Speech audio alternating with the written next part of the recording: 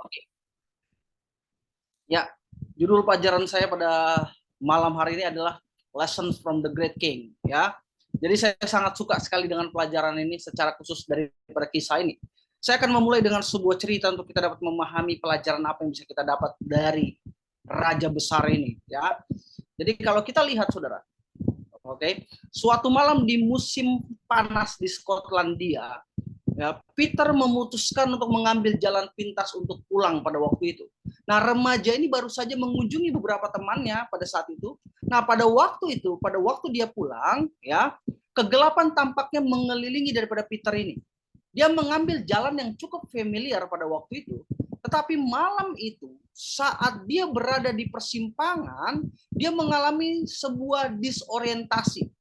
Pada akhirnya dia keluar daripada jalur yang seharusnya dia apa? Dia lewati, ya. Dan kemudian ketika dia terus mengembara dalam kegelapan, pada waktu itu kegelapan seolah-olah menyelimuti dirinya. Tetapi saat dia tersesat dalam kegelapan di malam yang berawan dan tak berbintang pada waktu itu, tampaknya dia mendengar seseorang memanggil nama dia. Ya, seseorang memanggil namanya dengan sangat keras, Peter, Peter. Awalnya dia menepis panggilan tersebut. Siapa yang mungkin memanggil nama dia? Dia pikir demikian. Ya, aku sendirian dalam kegelapan. Dia berpikir. Dia berhenti di jalurnya. Kemudian ketika dia siap untuk melangkah, dia mendengar suara itu kembali lebih keras. Kali ini terdengar lebih keras. Peter, Peter katanya. Pada saat itu dia ketakutan dan sangat-sangat terkejut sehingga dia jatuh dalam posisi merangkak. Saat dia mulai merangkak, dia mulai meraba-raba tangan kanannya dan dia tidak mendapati tanah untuk meletakkan tangannya. Dan dia mulai mengulur tangannya yang lain, itu tangan kirinya, dan sekali lagi tidak ada tempat untuk meletakkan tangannya. Dan dia merasa bahwa ada orang yang memegang bahunya, tetapi dia tahu bahwa tidak ada orang di sana pada waktu itu. Ketika dia mulai terbiasa dengan kegelapan pada malam hari itu, tiba-tiba, saudara, dia melihat sebuah tebing terjal yang akan dia lalui. Yang mana kalau dia tidak berhenti, maka dia akan menuju pada kematian. Peter bertelut, dia berterima kasih kepada Tuhan karena memanggil namanya dalam kegelapan dan karena telah menyelamatkan dia. Pertanyaan buat kita, pernahkah dalam kehidupan kita di mana kita mengalami saat-saat di mana Tuhan menyentuh bahu kita dan Tuhan menghentikan kita di jalan yang sementara kita sedang lalui. Tuhan bergerak dengan cara yang luar biasa, saudara. Dan hari ini kita akan melihat hal yang sama yang akan kita lihat dalam sebuah pelajaran dari Raja Besar. Mari kita mulai pelajaran kita dengan sebuah pertanyaan, saudara. Ya, kalau kita, salah satu dari pelajarannya adalah diambil daripada buku Daniel pasal yang keempat. Kalau kita memulai dengan pertanyaan, siapakah yang menulis Daniel pasal 4? Perhatikan baik-baik, saudara, apa yang Alkitab katakan kepada kita dalam Daniel pasal yang keempat ayat yang pertama. Alkitab katakan kepada kita, dari Raja Nebukadnezar kepada orang-orang dari segala bangsa, suku bangsa, dan bahasa yang diam di seluruh bumi, bertambah-tambahlah kiranya kesejahteraanmu. Perhatikan baik-baik, saudara, apa yang Alkitab katakan kepada kita. Jadi kita bisa melihat bahwa yang menulis Daniel pasal yang keempat ini, saudara, adalah Nebukadnezar. Karena kalau kita lihat bahwa dikatakan dalam Daniel pasal 4 ayat pertama, dari Raja Nebukadnezar. Ya, kalau dalam King James Version dikatakan Nebukadnezar the King. Jadi saudara, surat ini yang berada di tengah-tengah daripada nubuatan Apokalips, yaitu nubuatan Daniel, saudara, yaitu ada sebuah surat, ada sebuah tulisan yang ditulis oleh seorang raja kafir, ya, pada waktu itu, saudara, yang ditulis oleh seorang raja kafir pada waktu itu. Dan kemudian, ya, kalau kita lihat, apakah saya terkeluar? Ya, share screen-nya ke stop. Oke.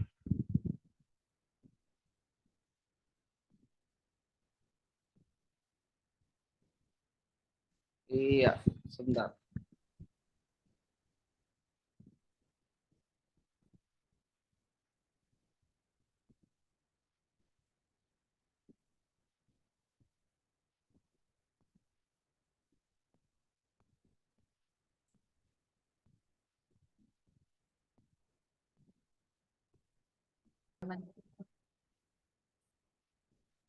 Oke, jadi kita bisa melihat saudara ya bahwa eh, di sini kita melihat bagaimana Daniel pasal 4 itu ditulis oleh Nebukadnezar.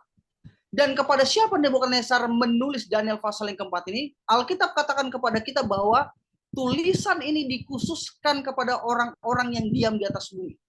Dan apa yang Nebukadnezar harapkan untuk para pendengarnya, Alkitab katakan kepada kita bahwa tujuan daripada penulisan daripada tulisan ini adalah bertambah-tambahlah kiranya kesejahteraanmu.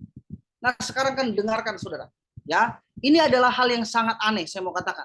Nebukadnezar, Raja Babel yang menyerang Yerusalem tahun 605 sebelum Masehi dan menyerang kembali di tahun 596 sebelum Masehi dan menghancurkan kotanya dan membakar kota tersebut. Dengan kata lain saudara, Nebukadnezar adalah orang yang suka berperang dan haus akan darah dan salah satu penguasa kejam yang pernah tercatat dalam sejarah dunia kita. Tetapi di sini kita mendapati ada kalimat yang cukup aneh yang keluar dari mulut seorang Nebukadnezar, yaitu bahwa dia berkata-kata tentang apa? Dia berkata-kata tentang kedamaian. Dia katakan bertambah-tambahlah kiranya kedamaian. Kalau kita lihat kata-kata ini saudara, ini terdengar seperti kata-kata daripada Rasul Paulus dalam suratnya. Pertanyaannya adalah, apa yang mengubah kehidupan dari Nebukadnezar? Apa yang buat seorang pria yang suka berperang dan sekarang berkata-kata tentang kedamaian? Apa yang membuat orang yang haus darah ini hidupnya berubah dan memikirkan tentang kedamaian orang lain? Dengarkan baik-baik saudara. Jika bukan tentang kedamaian, dengan kata lain, dia harus memiliki kedamaian itu terlebih dahulu. Karena tidak mungkin dia berbicara tentang kedamaian, sementara dia tidak memilikinya sama sekali. Nah, kalau untuk pertanyaannya buat kita pada malam hari ini adalah, dari mana Nebukadnezar mendapatkan kedamaian ini? Apa membuat dia berubah seperti ini? Perhatikan baik-baik apa yang Alkitab katakan kepada kita, ya. Alkitab berkata dalam Roma pasal yang ke-10 ayat 15. Dalam King James Version dikatakan kepada kita, ya, bahwa bagaimana mereka dapat memberitakan jika mereka tidak diutus, seperti ada tertulis katanya, how beautiful are the feet of them the preach, ya, the gospel of peace. Jadi di sini ada Injil damai sejahtera. Jadi yang membuat kehidupan seorang Nebukadnezar berubah secara drastis adalah oleh karena Injil damai sejahtera itu sendiri. Injil yang telah merubah kehidupannya. Dan sekarang Injil ini dia rindu untuk sampaikan kepada orang lain, agar orang lain pun dapat merasakan kuasa yang mengubah seperti yang dia rasakan.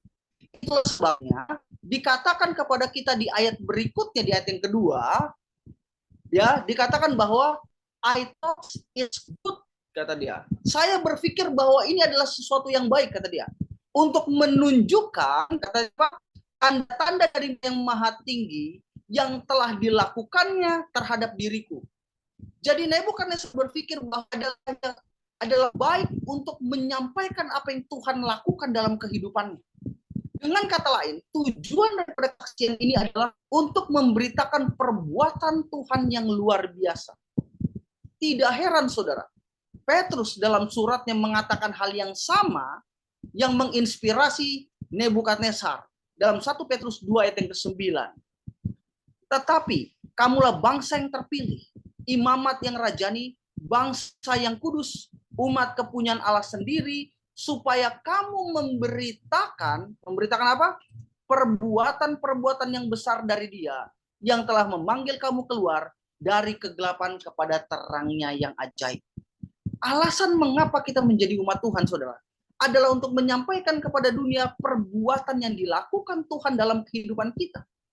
Bagaimana Tuhan telah membawa kita dari kegelapan kehidupan kita kepada terang Tuhan yang ajaib. Inilah yang sementara dilakukan oleh Nebukadnezar. Jadi, seakan-akan Nebukadnezar ingin berkata, saya senang untuk menceritakan kisah saya. Jadi saudara, 2500 tahun kemudian, buku Daniel masih berbicara kepada kita saat ini. 2500 tahun kemudian kata-kata dari Raja Kafir ini berbicara kepada generasi kita. Dan dia berbicara untuk sebuah makna dan tujuan, yaitu untuk mengarahkan kita kepada Tuhan.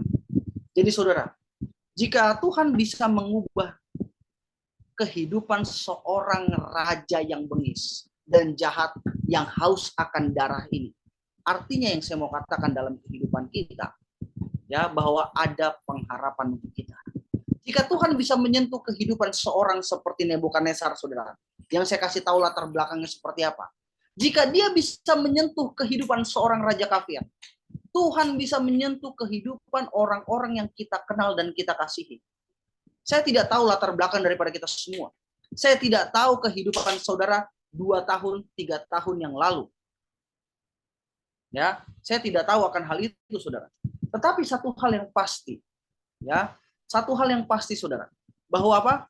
Bahwa Tuhan, ya, mampu mengubah kehidupan kita, saudara. Tuhan mampu untuk apa? Untuk mengubah kehidupan kita. Jadi saudara, walaupun dalam kehidupan kita, ya, ketika kita berkata, ketika kita melihat langkah kehidupan kita dalam kehidupan kita saat ini, dan kemudian kita berkata, saya berharap segala sesuatu dalam kehidupan saya bisa berubah. Saya mau katakan kepada kita semua pada malam hari ini.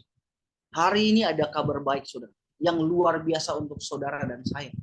Jika Tuhan dapat melakukan hal luar biasa dalam kehidupan seorang raja kafir, jika Tuhan dapat melakukan hal luar biasa dalam kehidupan seorang raja kafir, Tuhan juga dapat melakukan hal luar biasa dalam kehidupan kita. Jadi tujuan daripada pasal ini, saudara, itulah sebabnya kenapa saya suka dengan pasal ini. Menurut Nebukadnezar sendiri, adalah untuk menunjukkan apa yang Tuhan lakukan untuk dia. Ini adalah niat daripada Nebukadnezar. Dan kita akan melihat pasal ini untuk melihat apa yang Tuhan lakukan. Itulah sebabnya kita akan mendengar kisah dari pelajaran dari Raja besar ini sendiri, saudara. Disinilah kita akan melihat bagaimana pelajarannya. Daniel pasal yang keempat ayat yang ketiga, Alkitab katakan kepada kita, betapa besarnya tanda-tandanya dan betapa hebatnya mukjizat-mukjizatnya. Kerajaannya adalah kerajaan yang kekal dan pemerintahannya turun-temurun. Jadi saudara, ketika ketiga teman Daniel dibebaskan dari tungku api dalam Daniel pasal yang ketiga, raja terkesan dengan tanda dan keajaiban Tuhan ketika melepaskan mereka dari dapur api. Tetapi kalau kita melihat runtutan ceritanya di akhir pasal yang keempat, kita juga menemukan bahwa dia terkesan dengan karakter Tuhan itu sendiri. Dalam ayat yang ke-37, dia katakan, jadi sekarang katanya, aku, Nebukadnezar, memuji, meninggikan, dan memuliakan Raja Sorga, yang segala perbuatannya adalah benar, dan jalan-jalannya adalah adil. Nanti kita akan lihat, saudara. Yang sanggup merendahkan mereka yang berlaku congkak.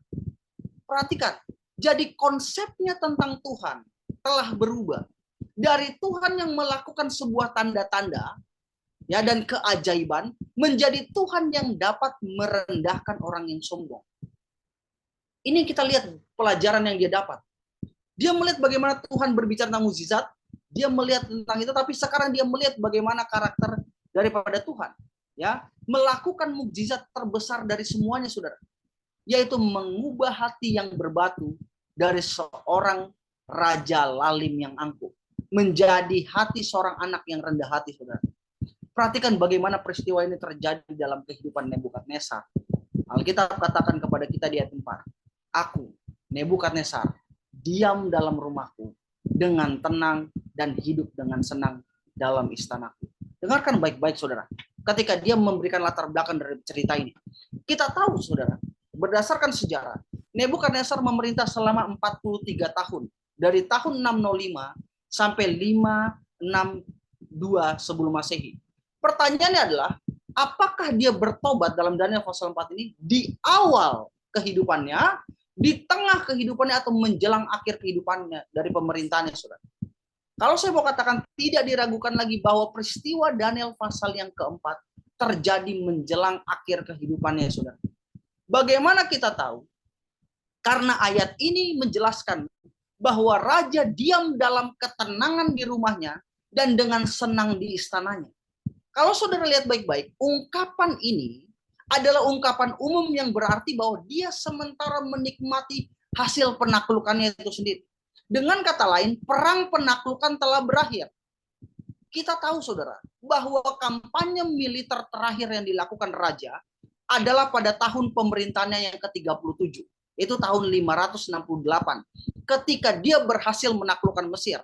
Alkitab menjelaskan bahwa Mesir diberikan oleh Tuhan ke dalam tangan Raja Nebukadnezar sebagai hadiah daripada pengepungannya yang panjang yang tidak membuahkan hasil di Tirus yang berlangsung selama 13 tahun, saudara. Perhatikan baik-baik bagaimana Alkitab menjelaskan akan hal ini. Dalam Yeskel 29 ayat 18 dan 19. Hai anak manusia, Nebukadnezar, Raja Babel, menyuruh tentaranya bekerja keras melawan Tirus, katanya. Semua kepala sudah gundul dan semua bahu sudah lecet.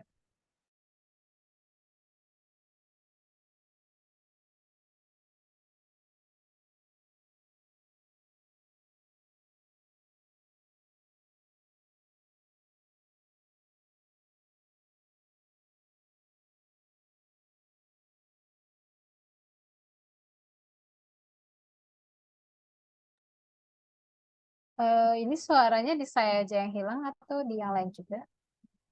Oke, sorry teman-teman. Tiba-tiba blackout ya. Kita tutup sekali lagi, kita berdoa. Maha besar Tuhan Bapa kami yang bertata dalam kerajaan surga, Tuhan yang baik, kami mohon kami akan memfirman-Mu, kiranya Kau jaga segala sesuatu di luar jangkauan manusia Tuhan. Kami serahkan pelajaran ini dengan pengasihan Tuhan Yesus berdoa. Amin. Oke, kita lanjutkan ya di ayat yang ke-19 dari pasal yang ke-29. Sebab itu beginilah firman Tuhan Allah, aku memberikan tanah Mesir kepada Nebukadnezar Raja Babel, dan dia akan mengangkut kekayaannya, melakukan perampasan dan penjarahan, dan itulah upah bagi tentaranya. Jadi kita melihat bahwa Daniel pasal 4 adalah tahun-tahun terakhir pada kehidupan Nebukadnezar.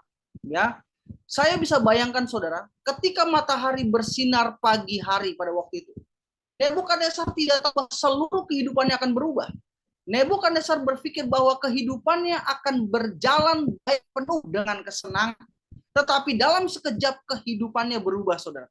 Namun di dalam perubahan itu, di dalam krisis dia dibawa lebih dekat kepada Tuhan. Mari perhatikan lebih lanjut bagaimana kisah daripada raja besar ini. Ayat 5. Lalu aku mendapatkan mimpi yang mengejutkan aku, dan khayalku di tempat tidur serta penglihatan-penglihatan yang kulihat menggelisahkan aku. Maka aku mengeluarkan titah bahwa semua orang bijaksana di Babel harus dibawa hadap aku, supaya mereka memberitahukan kepadaku makna mimpi ini.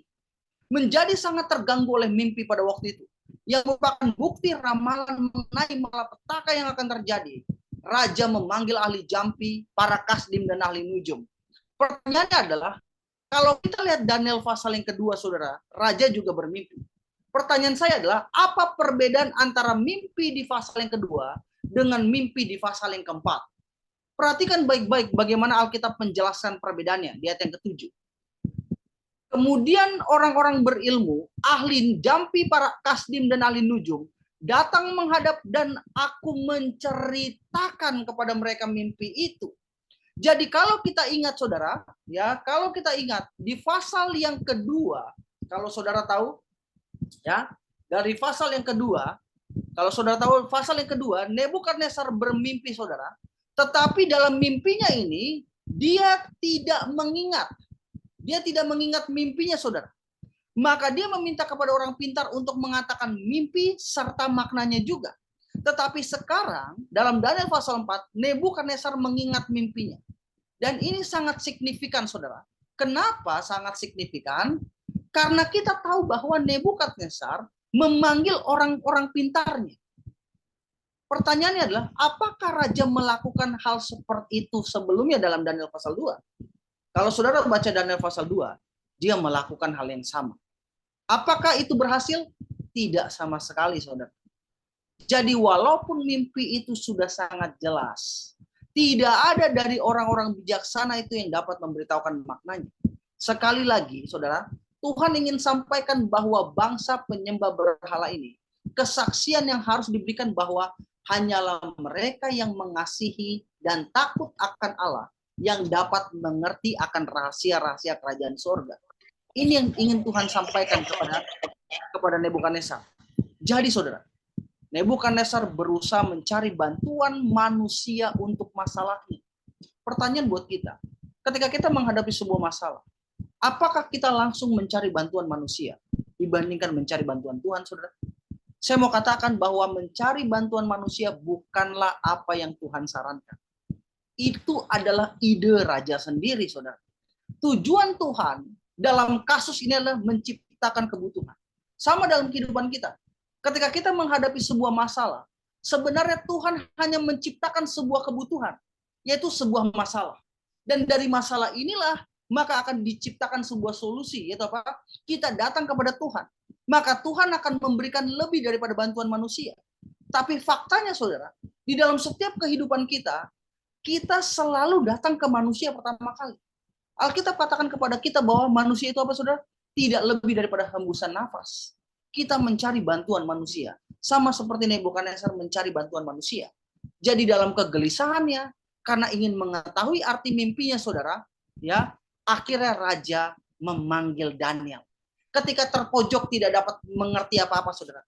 Ketika dia tidak memiliki jalan keluar sama sekali, akhirnya dia sadar bahwa dia memerlukan Daniel.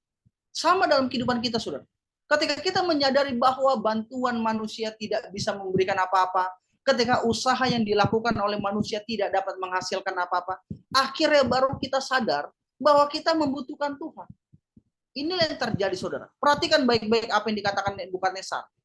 Pada akhirnya katanya, Daniel datang menghadap aku. Yakni Daniel yang dinamai Belsasar menurut nama dewaku dan yang penuh dengan roh para dewa yang kudus. Lalu ku ceritakan kepadanya mimpi itu. Hai Belsasar, kepala orang-orang berilmu.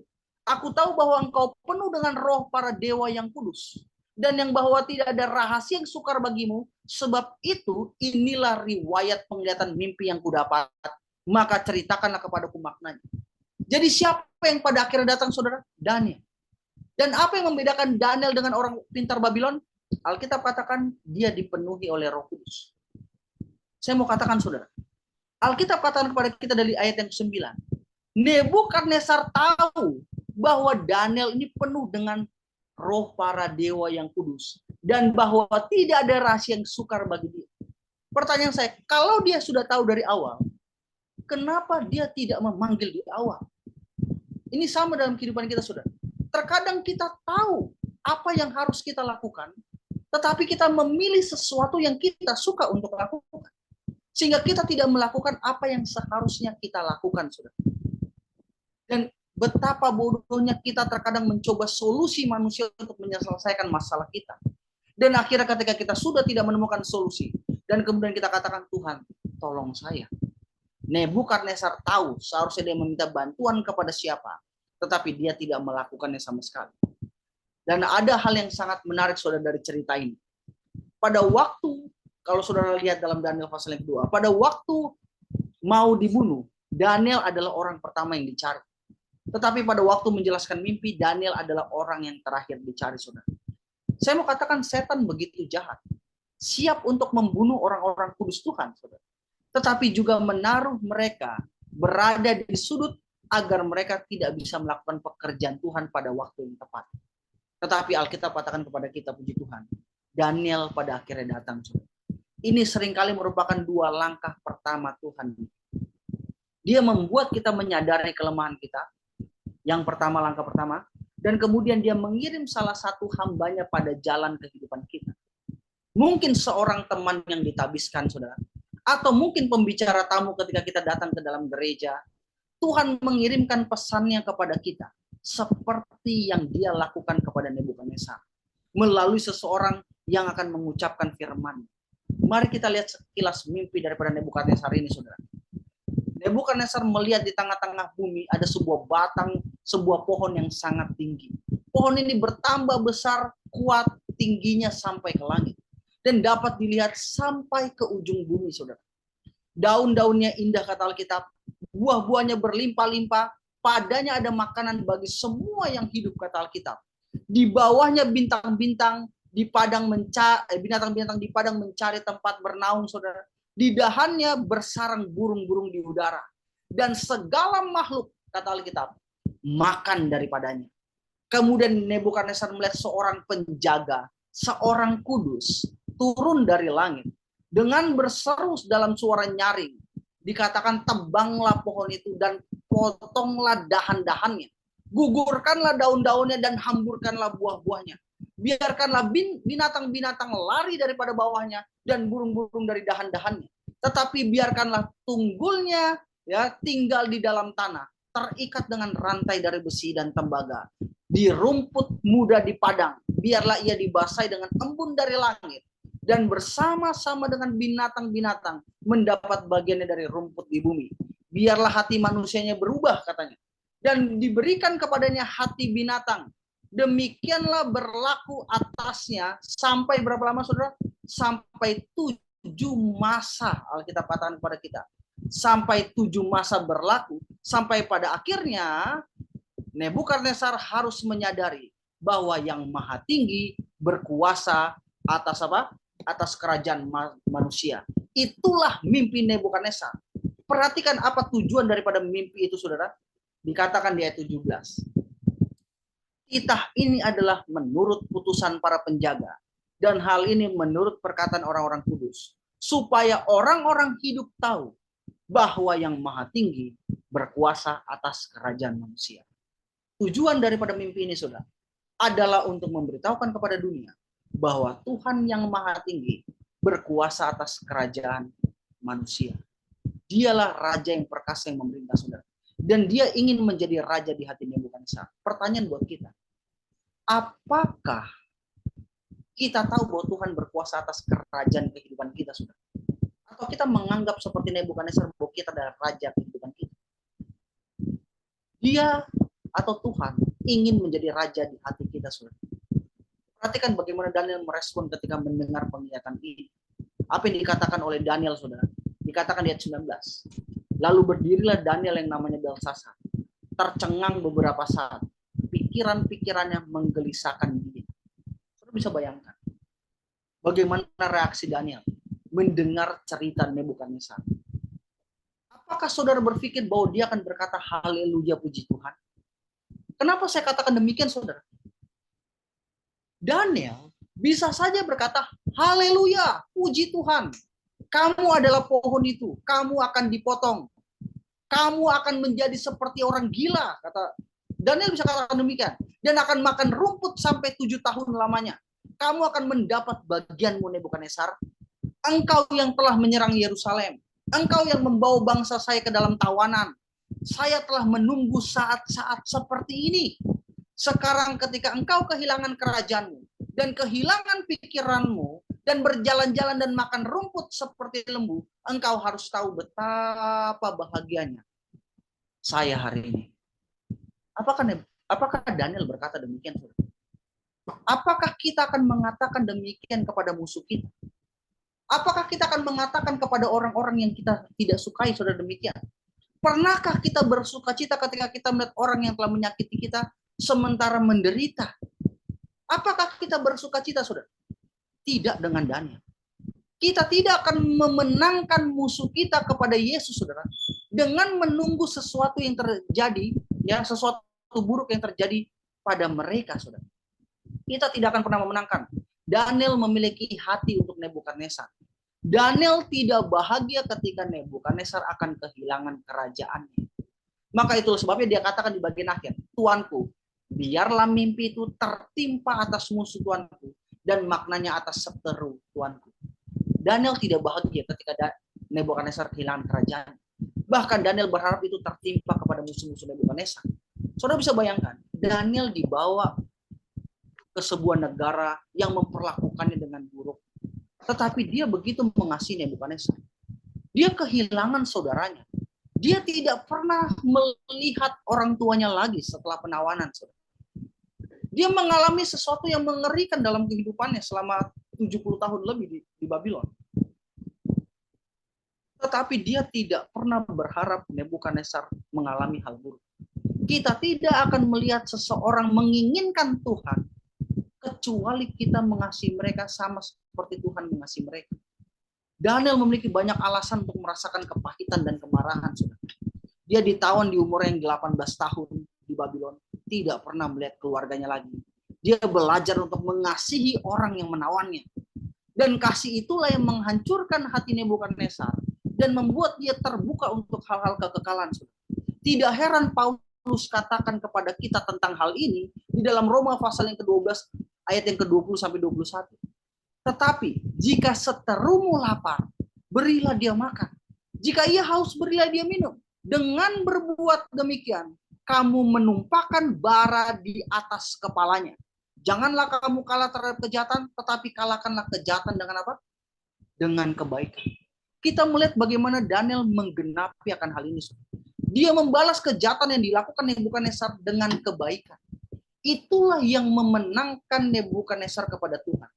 Yang saya mau katakan, saudara, kita akan bertemu dengan Nebukadnezar di surga kalau kita setia.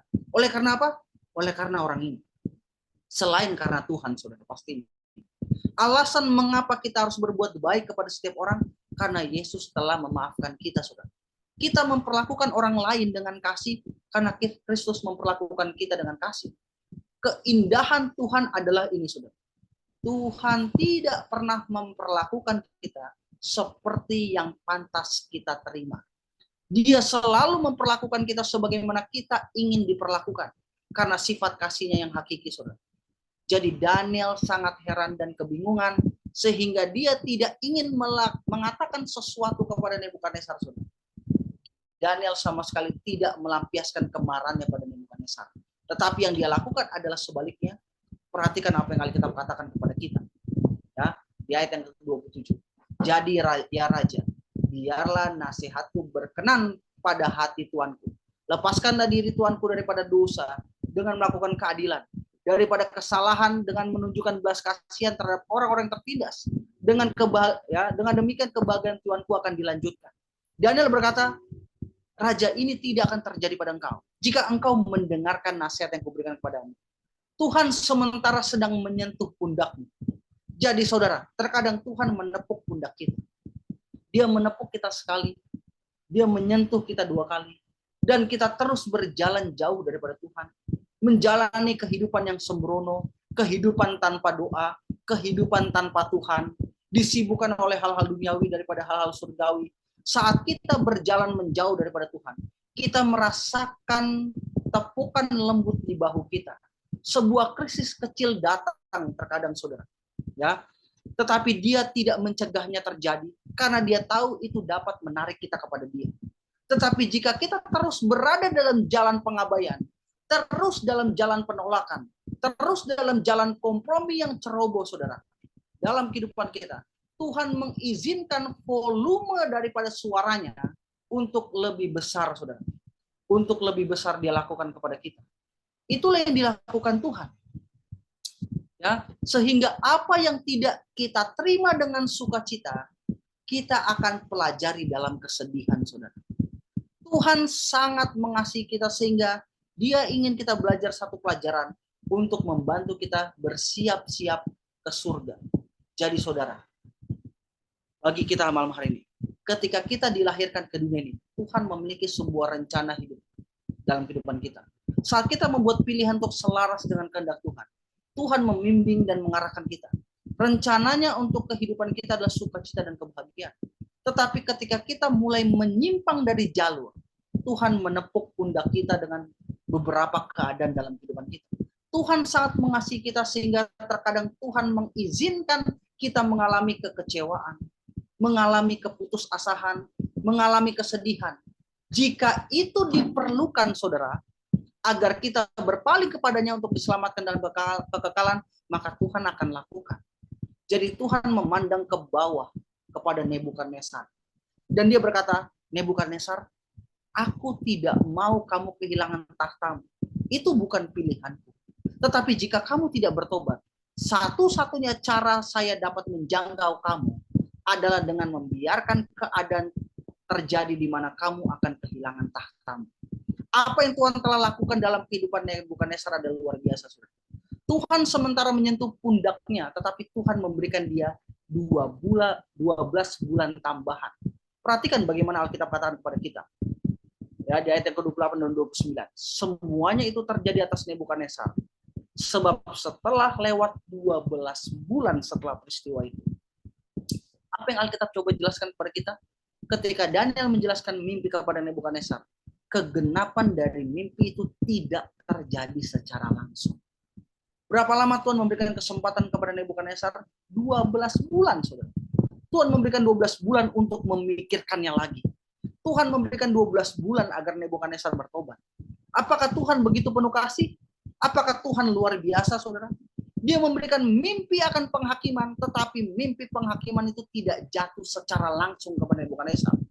Bisakah saudara bayangkan? Tuhan memberikan Nebukadnezar waktu untuk berubah. Nebukadnezar bermimpi tentang penjaga penebang pohon, dan dia mengerti bahwa itu adalah prediksi bahwa dia akan kehilangan kerajaannya. Tapi tidak ada yang terjadi selama 12 bulan. 1 bulan berlalu, tidak terjadi apa-apa. 2 bulan berlalu, tidak terjadi apa-apa, saudara. 6 bulan berlalu, tidak terjadi apa-apa. 12 bulan berlalu, saudara. Dan Nebukadnezar masih hidup dengan cara yang sama seperti sebelumnya. Apakah ini paralel dengan kehidupan kita saat ini, saudara? Tuhan menepuk kita dan berkata, lihat, saya memberi kamu kesempatan. Tetapi apakah kita seperti Nebukadnezar? Terjun ke dalam tindakan yang mana tidak sesuai dengan kehendak Tuhan. Tuhan sementara meyakinkan kita hari ini, saudara. Dia sementara berbicara kepada kita. Dia tidak mengizinkan penghakiman jatuh kepada kita secara langsung. Tuhan tidak mengizinkan penghakiman jatuh kepada kita secara instan.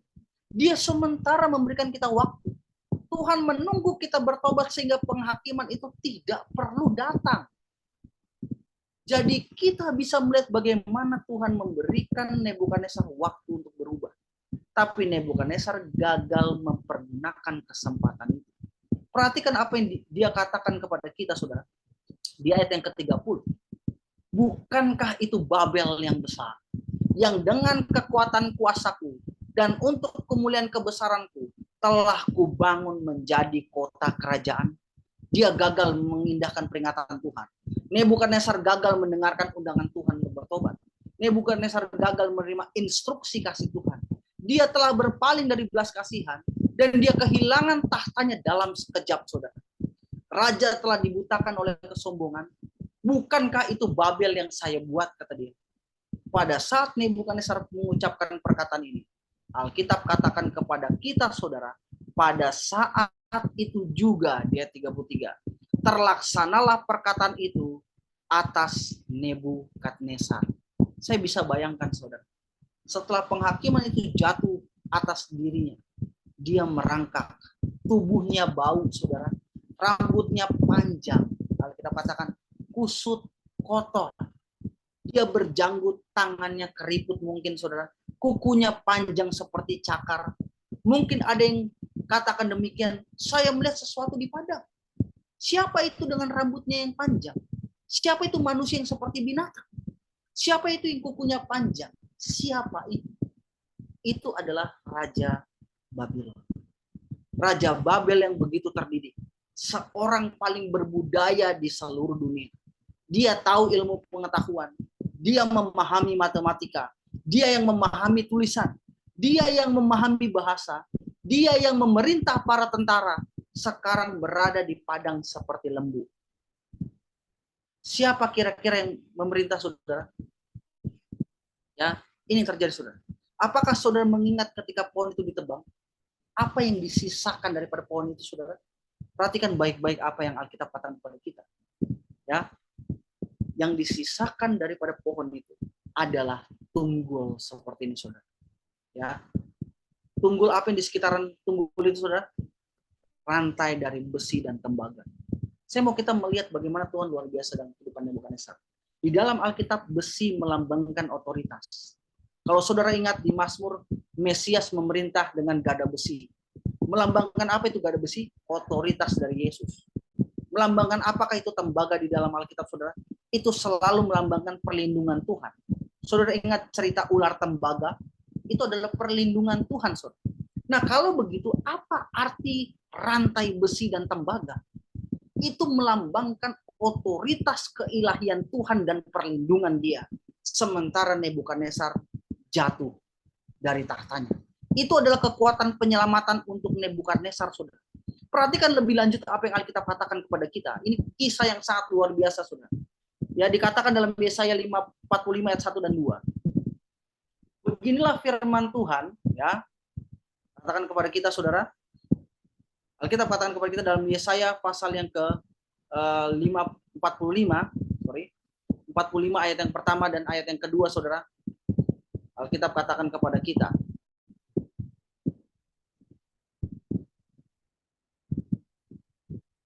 Sorry, sebentar. Tiba-tiba terkeluar.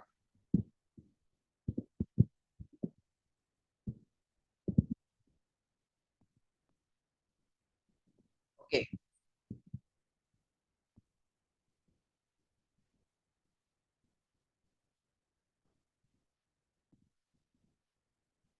Ya. Alkitab katakan kepada kita dalam Yesaya 45 ayat 1 dan 2. Beginilah firman Tuhan. Inilah firmanku kepada orang yang kurapi, kepada Kores yang tangan kanannya aku pegang, supaya aku menundukkan bangsa-bangsa di depannya dan melucuti raja-raja, supaya aku membuka pintu-pintu di depannya dan supaya pintu-pintu gerbang tidak tinggal tertutup. Ini cerita Kores menaklukkan Babylon. Aku sendiri hendak berjalan di depanmu dan hendak meratakan gunung-gunung, hendak memecahkan pintu-pintu tembaga dan hendak mematahkan palang-palang besi. Jadi Babylon menggunakan tembaga dan besi untuk apa, saudara? Pintu dan palangnya. Apa fungsi mereka menggunakan pintu dan palang? Untuk membuat musuhnya tetap berada di luar atau untuk menjaga kerajaan. Ya. Jadi yang mau dikatakan oleh Alkitab kepada kita, saudara, tunggul yang diikat oleh rantai dari besi dan tembaga. Artinya adalah, saudara, kerajaan Nebukadnezar tetap akan ada dan tetap akan dijaga oleh Tuhan selama Nebukadnezar mengalami krisis dalam kehidupan. Jadi ketika pohon itu ditebang, saudara, ketika situasi terlihat tidak berpengharapan, ada rantai dari besi dan tembaga. Ketika kekuatan penyelamatan Tuhan masih melindungi dan keselamatan dari Tuhan masih menjangkau, saudara. Jadi ketika pohon kehidupan kita ditebang, ketika segala sesuatu dalam kehidupan kita terlihat tidak ada pengharapan, saudara, tunggulnya masih tersisa, akarnya masih di dalam, rantai dari besi dan tembaga masih ada di sana, saudara. Jadi cerita Nebukadnezar adalah cerita dari kemanusiaan juga, saudara. Tuhan menciptakan Adam dan Hawa seperti raja dan ratu di bumi ini. Mereka punya kekuasaan. Mereka duduk di tahta dengan mengenakan jubah kerajaan. Ya, sampai suatu hari mereka diusir karena mendengarkan setan. Mereka membuka pintu yang Tuhan katakan untuk ditutup. Mereka kehilangan jubah kerajaan mereka dan mereka tidak lagi duduk di atas tahta mereka. Tetapi ketika mereka mengadahkan wajahnya ke langit, ke surga, saudara, mereka mendapat jaminan bahwa Mesias akan datang dan memulihkan keadaan kembali. Jadi cerita Nebukadnezar adalah cerita mereka, cerita saya dan cerita saudara. Setiap pribadi dari kita diciptakan untuk duduk di tahta, tetapi melalui pemberontakan, saudara, kita mengembara dalam kesesatan kita. Kita kehilangan jubah kebenaran kita karena dosa, tetapi ketika kita melihat surga, semuanya dikembalikan, saudara. Perhatikan ayat yang luar biasa di dalam Alkitab ini, di ayat yang ke-34. Tetapi setelah lewat waktu yang ditentukan, aku Nebukadnezar menengadah ke langit dan akal budiku kembali lagi kepadaku. Lalu aku memuji yang Maha Tinggi dan membesarkan dan memuliakan yang hidup kekal itu. Karena kekuasaannya ialah kekuasaan yang kekal dan kerajaannya turun-temurun. Nebukadnezar secara ajaib berubah saat dia melihat surga, saudara. Hal yang mustahil terjadi. Apa yang tidak pernah bisa terjadi akan terjadi, saudara. Ini adalah kisah keselamatan. Nebukadnezar melihat surga dan kehidupannya berubah. Sekali lagi tahtanya dipulihkan. Sekali lagi dia mengenakan jubah kerajaan, saudara. Sekali lagi dia mengenakan mahkota kerajaan. Perhatikan bagaimana Tuhan memulihkan keadaan Nebukadnezar. Satu hal yang saya sangat suka dengan ini, saudara. Dikatakan di ayat 36. Pada waktu akal budiku kembali kepadaku, kembalilah juga kepadaku kebesaran dan kemuliaan untuk kemasyuran kerajaanku. para menteriku dan para pembesarku menjemput aku lagi. Aku dikembalikan kepada kerajaanku. Bahkan, perhatikan ini saudara, kemuliaan yang lebih besar dari dahulu diberikan kepadaku. Saudara tahu apa yang menarik dari cerita ini, saudara?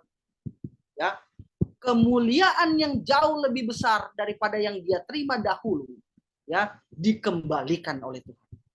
Apakah ini tidak mengingatkan kita akan cerita Ayub, saudara?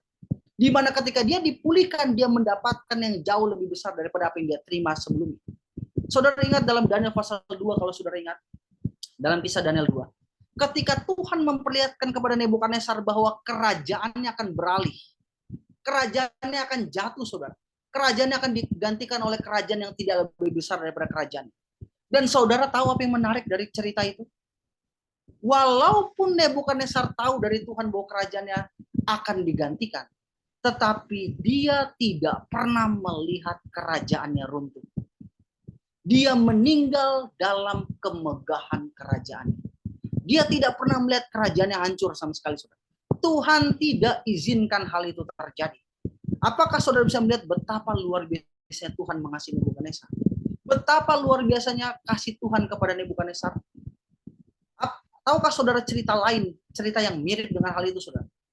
Beberapa tahun sebelum Henok diangkat oleh Tuhan ke surga hidup-hidup, Tuhan mengistirahatkan Adam. Saudara tahu? Saudara bisa bayangkan bagaimana jadinya Henok diangkat di waktu Adam masih hidup? Saya bisa bayangkan betapa sedihnya Adam pada waktu itu. Tapi Tuhan tidak lakukan demikian, saudara. Atau cerita lain di dalam Alkitab, ya, bagaimana cerita Musa? Apakah saudara tahu bahwa Tuhan tidak mengizinkan Musa masuk ke Kanaan karena dia memukul batu 2 kali, saudara? Musa bertobat dan akhirnya Tuhan izinkan dia untuk istirahat, saudara. Tetapi apakah Tuhan mengizinkan dia masuk Kanaan? Yes, saya mau katakan, saudara. Musa dibangkitkan dalam Yudas pasal yang pertama, saudara. Langsung dan dibawa ke tanah Kanaan surgawi. Tetapi apakah dia pernah masuk ke Kanaan duniawi di mana dia ingin sekali masuk, saudara? Iya. Ketika Yesus dimuliakan di atas gunung, di sana ada Musa dan Elia. Saudara bisa melihat bagaimana Tuhan melakukan setiap hal baik dalam kehidupan umat-umat. Tuhan tahu bagaimana memberikan hal yang baik untuk umat.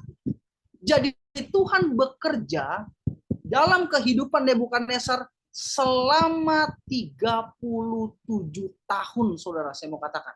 Selama 37 tahun dalam kehidupan Nebukadnezar, Tuhan terus bekerja dalam kehidupannya dia. Ya, Tuhan bekerja, saudara. Jadi yang saya mau katakan dalam cerita ini, saudara, ya, raja yang dulu sombong telah menjadi anak Tuhan yang rendah hati. Raja yang kejam, sombong, menjadi raja yang bijaksana dan penuh kasih. Dia yang telah menentang dan menghujat Tuhan di surga, sekarang mengakui kuasa yang maha tinggi dan dengan sungguh-sungguh berusaha untuk meningkatkan rasa takut akan Tuhan dan kebahagiaan rakyatnya. Di bawah teguran dari dia yang adalah raja segala raja dan penguasa segala sesuatu. Nebukadnezar akhirnya belajar pelajaran yang perlu dipelajari oleh semua penguasa, bahwa kebesaran sejati terdiri dari apa? Kebaikan sejati, saudara. Lebih besar daripada tanda keajaiban apapun, seperti mengungkapkan mimpi, membebaskan orang dari tungku dapur api, menyembuhkan orang, berbicara dalam bahasa roh, saudara, adalah perubahan seseorang dari milik hati yang egois menjadi orang yang menjadikan Tuhan dan sesama sebagai yang pertama. Mukjizat terbesar dari semuanya adalah apa? Perubahan orang berdosa menjadi orang suci, saudara. Rencana Allah supaya kerajaan terbesar dunia harus menunjukkan pujian kepadanya kini telah terlaksana, saudara.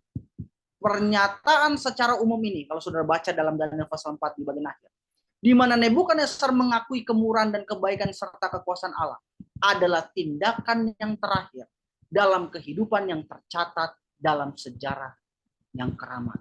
Artinya apa, saudara? Kehidupan dia dalam Daniel pasal pertama dimulai dengan kekerasan, tapi kehidupan dia di akhir dari kehidupan diakhiri dengan suatu tindakan yang luar biasa. Kisah terakhir Nebukadnezar ditutup dengan pertobatan sejati. Dengan kepastian kalau kita setia, kita akan bertemu dia di surga. Jadi saudara, dimanapun kita berada hari ini, ada kabar baik yang luar biasa. Ketika kita memandang surga, kita bukanlah lagi anak-anak yang hilang, melainkan kita adalah anak Allah. Tuhan sanggup memulihkan kehidupan seseorang. Asalkan apa? Asalkan kita mau memandang kepada Tuhan. Sama seperti yang dilakukan oleh Nebukadnezar.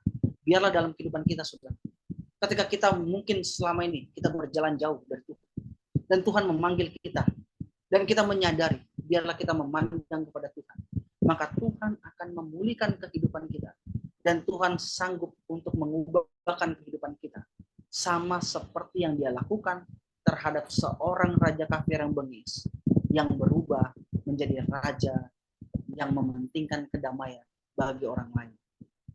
Kiranya itu menjadi berkat buat kita pada malam hari ini. Kiranya Tuhan memberkati kita.